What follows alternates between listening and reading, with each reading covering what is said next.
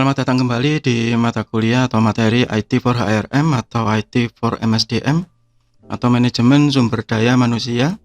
Kali ini kita ada di bab e-training bagian kedua. Bagi yang belum melihat bagian pertama atau pengantar dari training, bisa lihat di video sebelumnya di playlist. Kali ini kita ada di bagian kedua. Kita membahas tentang trainingnya. Jadi kalau sebelumnya saya menjelaskan tentang hubungannya training tadi dengan organization development. Yang pertama adalah training dan apa yang mendasari training tadi atau nature of training. Training ya, itu sebenarnya sebuah proses di mana orang-orang yang di dalam organisasi itu memiliki kapabilitas untuk membantu pencapaian tujuan organisasi. A process whereby people acquire capabilities to aid in the achievement of organizational goal.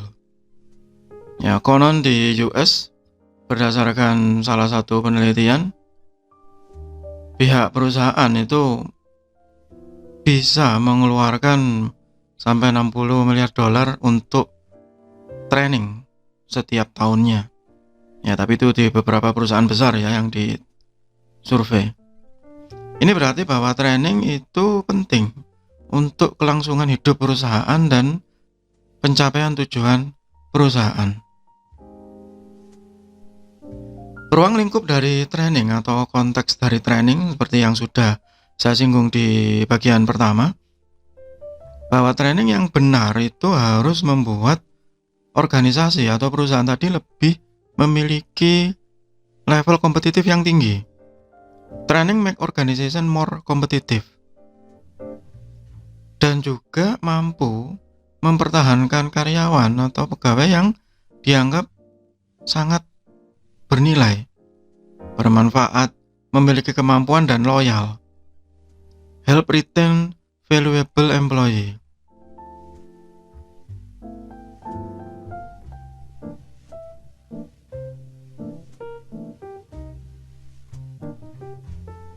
Di dalam sebuah training itu kita yang paling pertama adalah menentukan tujuan dari training tersebut.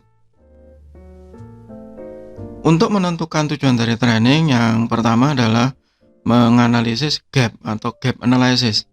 Kita harus tahu ya apa yang dimiliki atau apa level kemampuan seorang karyawan dibandingkan dengan yang dibutuhkan.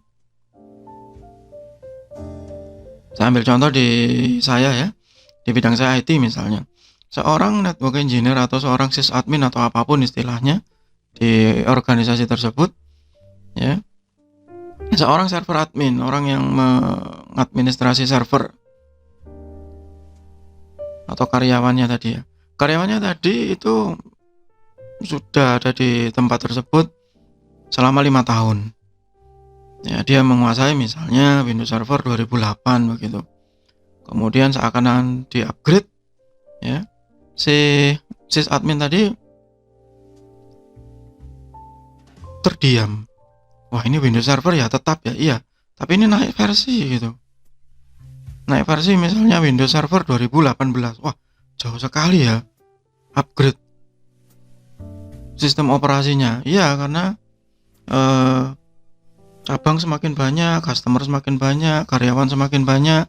Kita harus upgrade hardware, otomatis harus upgrade sistem operasi. Nah, ternyata karyawan tadi punya kesenjangan, gap. Kemudian dia terus terang bilang ke atasannya, "Pak, saya harus belajar lagi nih." Nah, itu yang dinamakan gap analysis atau dia punya kekurangan. Dan gap analysis ini bisa ditentukan jika employee atau karyawan tadi terus terang. Kalau bahasa Jawa itu tidak kemeruh gitu ya, tidak keminter gitu ya, tidak sok pintar.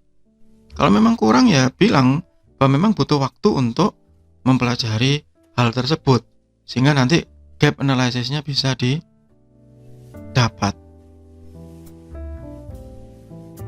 Sehingga pada saat gap analysis tadi sudah didapatkan, maka bisa tahu ya apa nanti tujuan dari trainingnya dan tipenya seperti apa.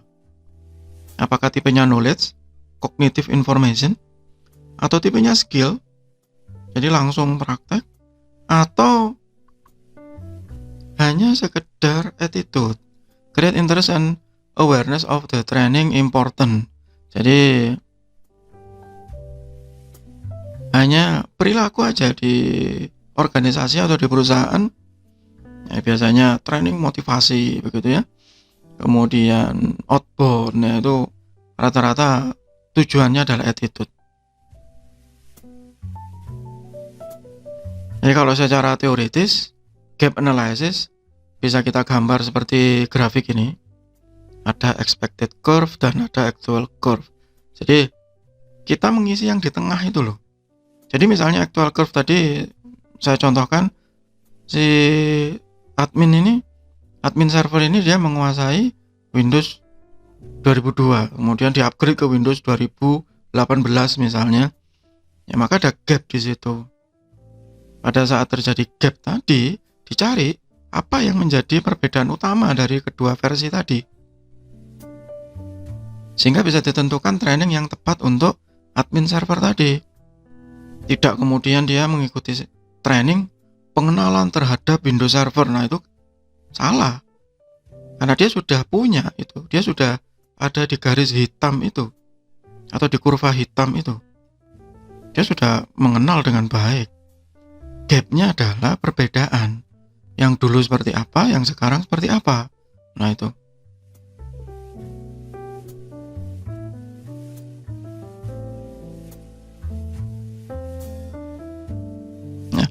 Cara yang biasanya ditempuh oleh perusahaan saat ini, terutama saat ini ya, di saat pandemi seperti ini, mereka memilih e-learning dibandingkan training yang on-site di tempat, ya, di tempat kerja maksudnya.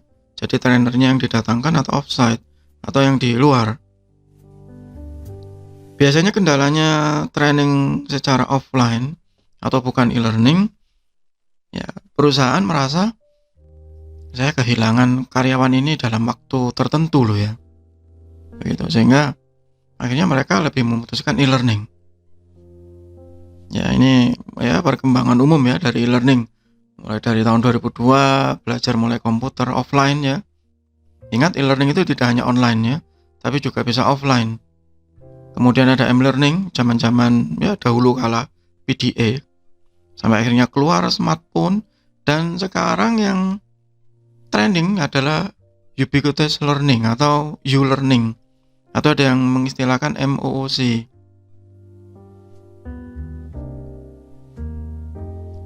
Massive Online Open Course.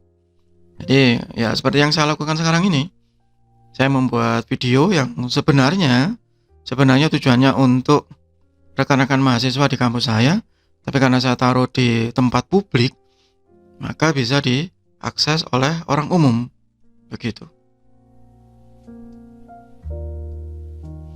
Ya, definisi e-learning secara umum itu tadi, use of computer-based technology, tidak harus online tadi yang saya bilang di awal, data communication, telecommunication, and electronic message for the dissemination of teaching and learning material. Diseminasi, jadi menyebarluaskan proses belajar mengajar, itu secara harafiah ya kalau kita terjemahkan ke bahasa Indonesia.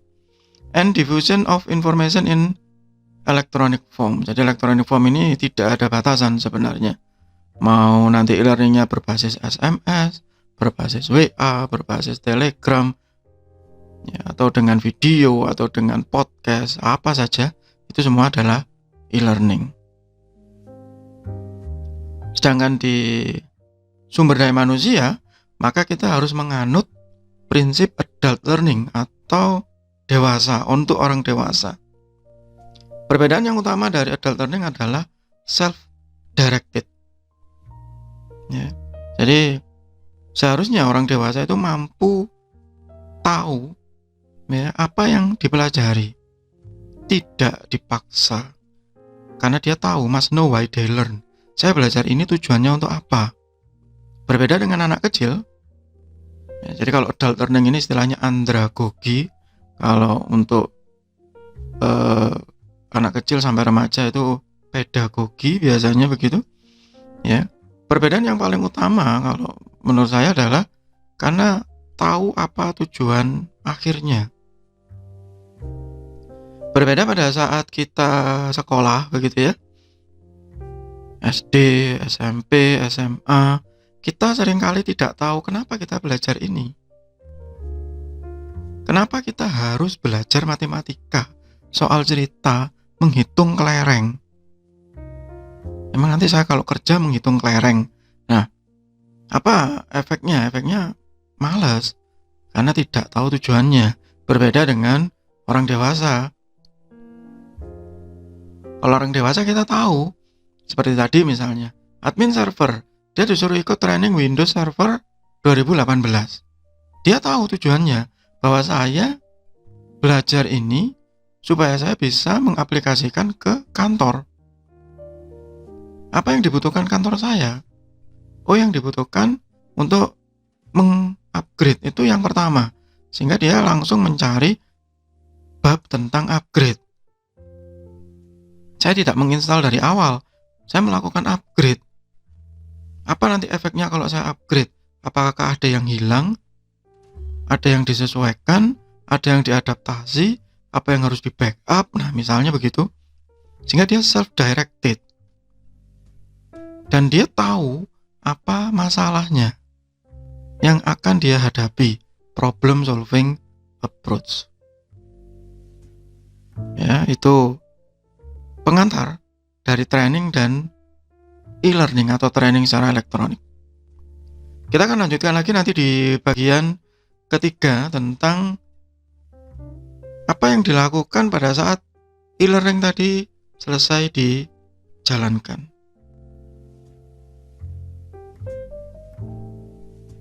Semoga bermanfaat, tetap sehat, tetap semangat.